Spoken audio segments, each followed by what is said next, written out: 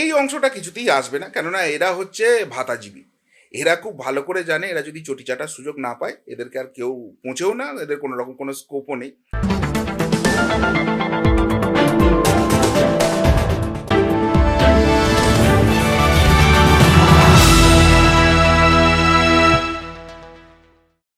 বাংলায় মুসলিম ভোট কি ভাঙছে নাকি নতুন শক্তি তৈরি হচ্ছে?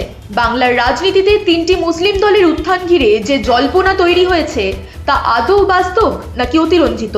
এই বিষয় নিয়ে ট্রু নিউজ বাংলার সঙ্গে কথা বলবেন রাজনৈতিক বিশ্লেষক শুদ্ধশীল ঘোষ। তার বিশ্লেষণে উঠে এসেছে আসন সংখ্যার অঙ্ক, এলাকা ভিত্তিক প্রভাব, মুসলিম ভোটের সংহতি বনাম বিভাজন এবং তাতে তৃণমূল, সিপিএম ও বিজেপির লাভ ক্ষতির সমীকরণ।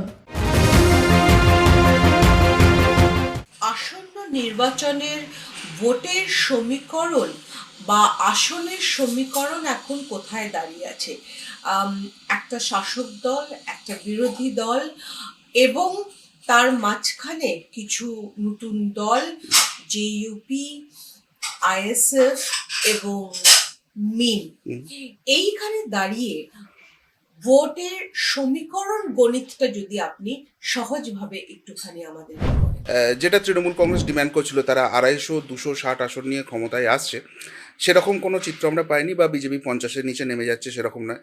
আবার বিজেপি যেরকম ডিম্যান্ড করছে যে তারা 180-200 আসন নিয়ে ক্ষমতায় আসবে, তৃণমূল যাচ্ছি, সেরকম আমরা পাইনি। আমরা যেটা ওই রাউন্ডের সমীক্ষায় পেয়েছিলাম সেটা হচ্ছে একটা খুব ক্লোজ কন্টেস্ট হচ্ছে, টিএমসি পাওয়ারে থাকছে, কিন্তু যেটা আমরা মেজরিটি মার্ক ধরি 148, সেখান থেকে সামান্য একটু হয়তো বেশি হচ্ছে। আর বিজেপি মোটামুটি 130, 32, 33 এরকম রেঞ্জে যাচ্ছে, মানে তারা ক্ষমতার কাছাকাছি থাকছে কিন্তু ক্ষমতার দখলের মতো জায়গায় এখনো আসেনি। কিন্তু তারপর অনেকটা ইকুয়েশন চেঞ্জ হয়েছে। আমরা দেখলাম যে এই 58,20,000 নাম ফার্স্ট রাউন্ডেই বাদ গেছে, অ্যান্ড দেন এখন সেকেন্ড রাউন্ডে যেটা লজিক্যাল ডিসক্রিপেন্সি সব থেকে বড় জায়গা সেটা চলছে। তো সেটা ফাইনাল লিস্ট এলে সেটা তো একটা এসআইআর এফেক্ট রয়েছে, কিন্তু তার বাইরেও আমাদের টিম এখন আবার নতুন করে এই 15ই জানুয়ারি থেকে একটা সার্ভের কাজ শুরু করেছে, যেটা আমরা মোটামুটি ফেব্রুয়ারির মাঝামাঝি লঞ্চ করব। তো সেখানে যে অ্যানালিসিসটা আমরা পাচ্ছি সেটা হচ্ছে এবারে কিন্তু হার্ড কন্টেস্ট হতে চলেছে, অ্যান্ড যে এজটা আমরা ফার্স্ট রাউন্ডে দেখেছিলাম তৃণমূলের দিকে রয়েছে, সেটা কিন্তু ক্রমশ বিজেপির দিকে আসছে। কেন? আমাদের পশ্চিমবঙ্গের যদি ইকুয়েশনটা দেখতে হয় তাহলে 294টা আসনকে দুটো সেগ্রিগেশন করতে হবে। একটা হচ্ছে 85 আসন, একটা হচ্ছে 209টা আসন। কেন এই সেগ্রিগেশনটা করছি? এই 85টা আসনে সংখ্যালঘু যাদেরকে আমরা বলি, অর্থাৎ মুসলিম জনগোষ্ঠী যেখানে রয়েছে, সেই সংখ্যালঘুরাই সংখ্যাগুরু, এবং সেখানে বিজেপি খুব একটা ভালো কিছু করতে পারবে না। 209টা যে আসন রয়েছে, সেই 209টা আসনের মধ্যে হিন্দুরা সংখ্যাগরিষ্ঠ, এবং সেখান থেকেই বিজেপির সবটা করার মতো জায়গা রয়েছে। এখন এই যে আমি জেইউপির কথা বললেন, আইএসএফ এর কথা বললেন, মিমের কথা বললেন, ইনফ্যাক্ট সেটার সঙ্গে আপনি চতুর্থ ভাইজানকে যোগ করতে পারেন, সেটা হচ্ছে মোহাম্মদ সেলিম, বামফ্রন্টের রাজ্য সম্পাদক, ছুটে গিয়েছিলেন হুমায়ুন কবিরের সঙ্গে জোট করার জন্য। তো এই চার ভাই, চার মূর্তি এক জায়গায় আসুক না আসুক, এখানে একটা মুসলিম ভোট তৃণমূল কংগ্রেস থেকে শিফটিং এর টেন্ডেন্সি দেখাচ্ছে, যেটা তৃণমূল কংগ্রেসের বিড়ম্বনা বাড়াবে। কারণ এই 85টা হচ্ছে ওদের কোর সেগমেন্ট, এই 85টার মধ্যে 85টাই তারা জিতেছিল 2021-এ, কিন্তু এবার কিন্তু আর সেই জায়গাটায় নেই। ওখান থেকে অন্তত 20 থেকে 22টা আসন স্প্লিট হয়ে যেতে পারে, আর সেটা হলেই ওরা যদি ওই 152-55 রেঞ্জে থাকে, সেটা কিন্তু এখনই কমে 130-32-এ চলে আসছে। হোয়ারাজ এই যে 209টা আসন রয়েছে, সেখানে বিজেপির যে এজটা ছিল, এই এসআইআর এর ফলে যেগুলো মার্জিনাল সিট ছিল 2024-এর জন্য, সেগুলো কিন্তু বিজেপির দিকে এবার সুইচিং এর টেন্ডেন্সি দেখাচ্ছে। তাহলে এই যে যেখানে আপনি বললেন যে তৃতীয় শক্তি, সেই তৃতীয় শক্তির আহ, একটা ব্যাপারটা কি একটু অতিরঞ্জিত করে দেখানো হচ্ছে? হুমায়ুন কবির ক্রাউড ফান্ডিং করছে, বাবরি মসজিদ করছে, আইএসএফ মিম গ্রামে গঞ্জে ঘুরে বেড়াচ্ছে, মানে এই যে একটা ছবি আমরা দেখতে পাচ্ছি যে এরা 30% ভোট ব্যাংক কেটে দেবে, এইটাকে একটা অতিরঞ্জিত ছবি না এটাই বাস্তব? এটা পুরোটাই গল্প। তার কারণ হচ্ছে, আমি আপনাকে একটা সিনারিও বলছি। ধরুন বামফ্রন্ট, কংগ্রেস, আইএসএফ, মিম, জেইউপি মানে হুমায়ুন কবির, এই 5জন মিলে একটা জোট করলো। জোট করার পর তারা 2, 5, 10টা একটা আসন পেল। আমি ধরে নিলাম 5টা আসন পেলো, 5টা পার্টি একটা একটা করে আসন পেয়েছে, ওকে। এবার পশ্চিমবঙ্গে 294টা আসন রয়েছে, তো 294টার মধ্যে 5টা এরা পেয়েছে। বাকি যে 289টা আসন আছে, দুটোই 50-50 ভাগ হয়ে গেছে। তৃণমূল পেয়েছে 145টা, বিজেপি পেয়েছে 144টা, বা উল্টো। তাহলে কেউই সরকার করতে পারছে না। এই 5 জন যাদেরকে সমর্থন করবে তারাই সরকার করবে, কারেক্ট? আমি এটা মানে হাইপোথেটিক্যাল সিনারিও নিচ্ছি। তো এবার আপনি আমাকে উত্তর দিন, এই 5 জনের যে নাম বললাম, কংগ্রেস, বাম, মিম, আইএসএফ, জেইউপি, এই 5 জনের একজনও এমএলএ কি বিজেপিকে সমর্থন করে সরকার গড়বে, নাকি তারা তৃণমূলের হাতটা ধরবে? এই সিপিএম এত বড় বড় কথা বলছে, বাংলায় কুস্তি করছে, দিল্লিতে দোস্তি করছে, ইন্ডিজোটের শরিক তারাও তো তখন তৃণমূলকে সাপোর্ট করবে। সুতরাং এই 30% মুসলিম ভোট, এরা বিরোধী লড়ছে, এগুলো সবটাই একটা গল্প, মানুষকে একটা বোকা বানানোর চেষ্টা চলছে। সবাই এক জায়গাতেই আছে। আপনি ভালো করে দেখুন বামফ্রন্ট কি প্রচার করছে, নো ভোট টু বিজেপি। এরা বলেছে আমরা তৃণমূল এবং বিজেপি দুজনের সঙ্গেই সমদূরত্বে আছি, দুজনই আমার সমান শত্রু। তাহলে এরা দুটো ক্যাম্পেইন করতে পারতো, এক ভোট ফর সিপিএম বা ভোট ফর লেফট ফ্রন্ট, বা no vote to BJP and TMC. কোনো সময় এরা টিএমসির নামটা যোগ করছে না। তাহলে এই বামফ্রন্ট কি এই তৃণমূলের জোটের বাইরে আছে? সুতরাং এই 30%-এর কোনো গল্প নেই। এখন তাহলে হুমায়ুন কবির হলো কেন, তৃণমূলের সঙ্গে এত টাসল কেন দেখানো হচ্ছে? রাজনীতিতেই ছায়াযুদ্ধ করতে হয়।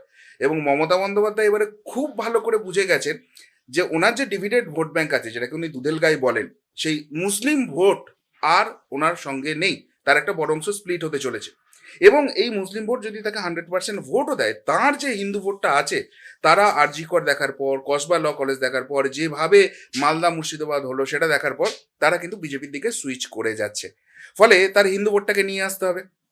হিন্দু ভোটটা নিয়ে আসার জন্য ওই দীঘাতে জগন্নাথ ধামের একটা নাটক তাকে করতে হলো, মহাকাল মন্দিরের নাটক করতে হচ্ছে, এইভাবে তাকে চলতে হচ্ছে যে আমি বিশাল বড় হিন্দু। কিন্তু হিন্দুদের বিশ্বাসযোগ্যতা তিনি পাচ্ছেন না। এখন এই হিন্দুদের বিশ্বাসযোগ্যতা পেতে গিয়ে তিনি যেটা মুশকিল করে ফেলেছেন, মুসলিম ভোট ব্যাংকটাকে চটিয়ে দিয়েছেন। তারা বলছে ভাই তুমি 3খানা মন্দির হিন্দুদের জন্য করছো, যেটা সরকারের কাজ নয়, তাহলে তুমি আমাদের জন্য একটা মসজিদ করো। এখন তিনি যদি মসজিদটা করতে যান, তাহলে এই যে হিন্দু ভোটটাকে দেখানোর চেষ্টা করছেন তিনি অতি বড় হিন্দু, তারা চটে যাবে, পুরোটা ঘেঁটে খাওয়া হয়ে যাবে। সেই জন্য হুমায়ুন কবিরের এপিসোডটা তৃণমূল কংগ্রেসকে করতে হলো।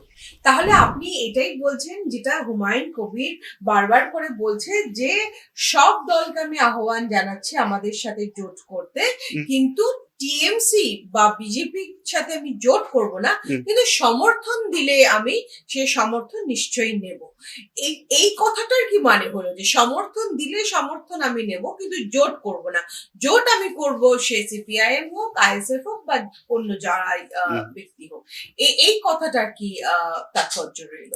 দেখুন, হুমায়ুন কবিরকে পাঠানোই হয়েছে বিজেপির যে সম্ভাবনাটা রয়েছে সেটাকে ঘাঁটার জন্য। সুতরাং হুমায়ুন কবির প্রথম থেকে যে বক্তব্যগুলো রাখছেন, সেটা শুনে মনে হবে যে Humayun Kabir basically BJP funding করছে। শুভেন্দু অধিকারী হুমায়ুন কবিরের হয়ে স্টেজটা বেঁধে দিয়েছে, যাতে করে, কেননা বিজেপির কোর যে জায়গাটা সেটা তো হিন্দু ভোট, সেই হিন্দু ভোটটা ঘেটে যায় যে ভাই হুমায়ুন কবিরের সঙ্গে এত কিছু করছো, ধর তোমাদের সঙ্গে আমি থাকবো না, এই জায়গাটা করার জন্য হয়েছে। প্রাথমিকভাবে আমি জেলা বা গ্রামগঞ্জগুলোর উপরে একটুখানি কথা বলতে চাই। মুর্শিদাবাদ, মালদা, দক্ষিণ 24 পরগনা, এই মুসলিম অধ্যুষিত এলাকাগুলোতে কি আপনার কি মনে হয় যে মুসলিমরা কি জেইউপি, আইএসএফ এদেরকেই ভোট দেবে, নাকি চান্স আছে এরা হয়তো বিজেপি কেও ভোট দিতে পারে? মানে আপনার বক্তব্য কি, যে ওইখানকার মুসলিম পপুলেশন কি করতে পারে? এক হচ্ছে শিক্ষিত মুসলিম, যেটা সংখ্যা খুব খুব নমিনাল, মানে নট ইভেন 1%, সেটা অল ওভার ওয়েস্ট বেঙ্গলে যে স্প্রেড হয়ে আছে, এই অংশটার একটা বড় অংশ, মানে এই বিলো 1%-এর যে ভোটটা রয়েছে তার একটা বড় অংশ, মানে ধরুন 0.7, 0.6% এরকম একটা ভোট এবার বিজেপিতে যাবে। নরেন্দ্র মোদীর জন্য তারা ভোট দেবেন, ডাবল ইঞ্জিনের জন্য ভোট দেবেন। কেন দেবেন? তার কারণ হচ্ছে এই মানুষগুলো দেখছে তৃণমূল কংগ্রেসের এজেন্ডা এই রাজ্যকে উত্তরপ্রদেশ হতে দেবো না, গুজরাট হতে দেবো না, মানে সোজা কথায় বিজেপি এলে এখানে দাঙ্গা করবে সেই জায়গাটা। অথচ তৃণমূল কংগ্রেস এই রাজ্যে ক্ষমতায় থাকার পর না আছে চাকরি, না আছে শিল্প, না আছে কাজের স্কোপ, এদেরকে কিন্তু সেই গুজরাট কিংবা উত্তরপ্রদেশে গিয়ে কাজ করতে হচ্ছে। এবং পশ্চিমবঙ্গে যদি 200 টাকা মজুরি হয়, ওখানে গিয়ে 800 টাকা মজুরি পাচ্ছে। সেখানে গিয়ে কোনো দাঙ্গার কোনো স্কোপ তারা দেখছে না, বরং সেখানে গিয়ে বেটার লাইফ দেখছে। ফলে এরা বুঝেছে যে তৃণমূল যেটা করছে সেখান থেকে পরিত্রাণ আমাদের পেতে হবে, আমাদের বেরিয়ে আসতে হবে। এবং তুমি যদি ভারতীয় হও, সেখানে তুমি বিজেপিকে ভোট দিলে না কাকে ভোট দিলে বিজেপির কিছু এসে যায় না, তুমি গন্ডগোল করো না।